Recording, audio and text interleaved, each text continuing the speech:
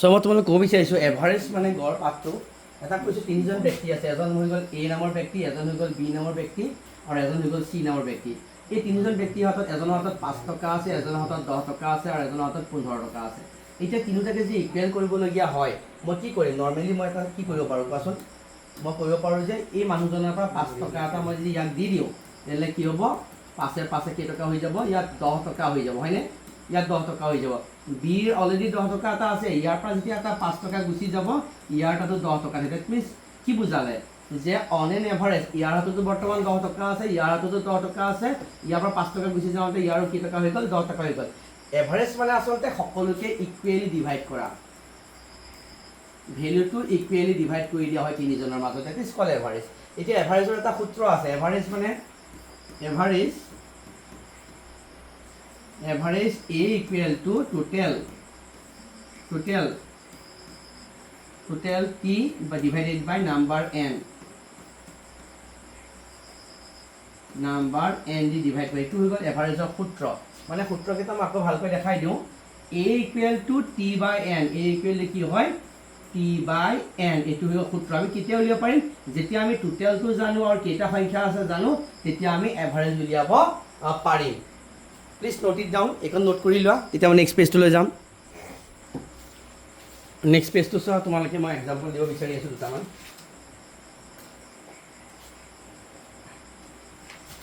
প্ৰথম প্ৰশ্নটো হৈ গ'ল find the average of first 10 natural number. Find the average of first 10 natural number. প্ৰথম 10টা স্বাভাৱিক সংখ্যাৰ গড় নিৰ্ণয় কৰা। কি কৈছে? প্ৰথম 10টা স্বাভাৱিক সংখ্যাৰ গড় নিৰ্ণয় কৰা। এতিয়া ইয়াৰ যোনটো উত্তৰ হ'ব, সেই উত্তৰটো আমি শ্বৰ্টকাটত কৰিম। আমাক এভাৰেজ বিচাৰিছে, চ' এভাৰেজ ইকুৱেল টু আমাৰ সূত্ৰটো এটাই আছে। কি এভাৰেজৰ সূত্ৰটো কি হয়? T by N. এই সূত্ৰটোতে আমি কৰিব লাগিব। এতিয়া এভাৰেজ উলিয়াবৰ কাৰণে আমি জানিব লাগিব টোটেল, আৰু নেক্সট আমি জানিব লাগিব কেইটা সংখ্যা আছে। ইয়াত কেইটা সংখ্যা আছে অট'মেটিক গম পাইছোঁ, কাৰণ কিয় সংখ্যা কেইটা সংখ্যাৰ কথা কৈছে? আমাক 10টা সংখ্যাৰ কথা কৈছে। সেই সংখ্যাকেইটা কি কি? এই সংখ্যাকেইটা হৈ গ'ল এই টোটেলটো 1 + 2 + 3 + 4 + 5 + 6 + 7 + 8 + 9 + 10। এই সংখ্যাকেইটাৰ যোগফল আমি উলিয়াব লাগিব, টোটেল উলিয়াব লাগিব। এতিয়া টোটেল উলিয়াওঁতে আমি কেনেকৈ টোটেল কৰিম? আমাৰ কিছুমান নিয়ম আছে, যে আমি যদি এনেকৈ প্লাছ কৰি যাওঁ, 1 × 2 = 3, 3 × 3 = 6, 6 × 4 = 10, 10 × 5 = 15। এইটো অডিঅ'টো আছেনে মোৰ? এইটো 10 × 5 = 15, 15 × 6 = 21, এনেকৈ কৰি আমাৰ সময় যাব। কিন্তু আমি যদি এনেকৈ প্লাছ কৰি চাওঁ, এনেকৈ চাব হা তোমালোকে, 10, 9 × 1 = 10, 20 হ'ল, 8 × 2 = 10, 30 হ'ল, 7 × 3 = 10, 40 হ'ল, 6 × 4 = 10, 50 হ'ল, আৰু 5 পূৰ্ণ কি হৈ গ'ল? টোটেল হৈ গ'ল 5 পূৰ্ণ। 5 পূৰ্ণক যেতিয়া মই 10ৰে হৰণ কৰিম, ইয়াৰ এনচাৰটো হৈ যাব 5.5। নেক্সট কুৱেশ্যনটো চোৱা, find the average of first 5 odd number বা ইভেন নাম্বাৰ। প্ৰথম 5টা find the average of first 5 even number. Even number অসমীয়াত আমি কওঁ যুগ্ম সংখ্যা। আমি কওঁ যুগ্ম সংখ্যা। যুগ্ম সংখ্যা। এতিয়া প্ৰথম 5টা যুগ্ম সংখ্যা কিনো? প্ৰথম 5টা যুগ্ম সংখ্যা কি? আমি সেইটো এনচাৰটো প্ৰথমতে চাব লাগিব। তো এভাৰেজ উলিয়াব দিছে, এভাৰেজ উলিয়ালে ফৰ্মুলাই কি? আমি কি কৰিব লাগিব? টিক এনে হৰণ কৰিব লাগিব।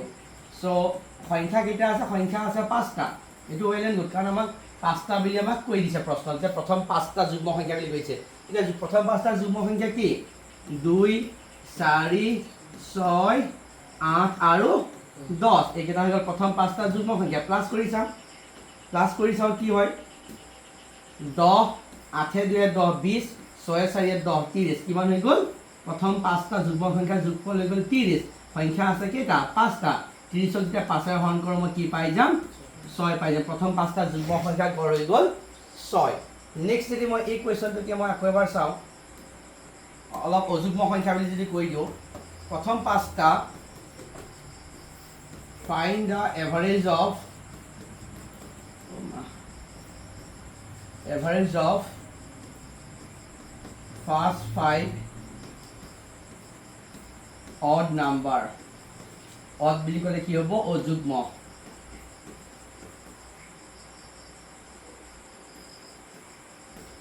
অযুগ্ম প্ৰথম পাঁচটা অযুগ্ম সংখ্যাৰ গড় নিৰ্ণয় কৰা একেই সূত্ৰটো একেই আমাৰ সূত্ৰ কি হ'ব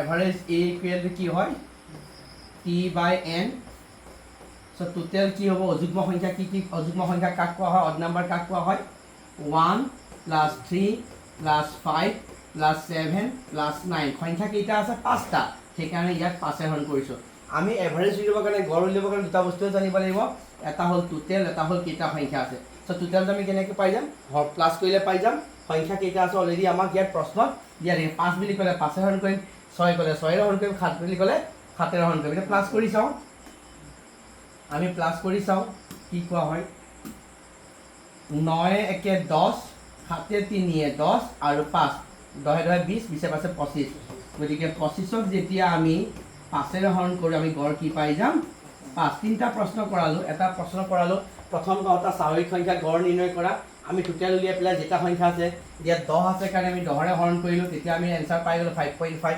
নেক্সট কোৱেশ্চনটো আমাৰ আছিল প্ৰথম পাঁচটা যুগ্ম সংখ্যাৰ গড় নিৰ্ণয় কৰা এভাৰেজ a = t/n টোটালত আমি যুগ্ম সংখ্যাটা যোগ কৰিছিলো 30 হয় সংখ্যা আছে 5 5 ৰে হৰণ কৰি আমি आंसर পাই গলো 6 নেক্সট কোৱেশ্চনটো আছিল find the average of first 5 odd number অযুগ্ম সংখ্যা সো যুগ্ম সংখ্যাটা যোগ কৰিলো পালো 25 কেইটা সংখ্যা প্ৰথম পাঁচটা সেই কাৰণে 5 এ হৰণ কৰিলো आंसर পাই গলো 25 5 এ হৰণ কৰিলে 5 প্লিজ নোট ইট ডাউন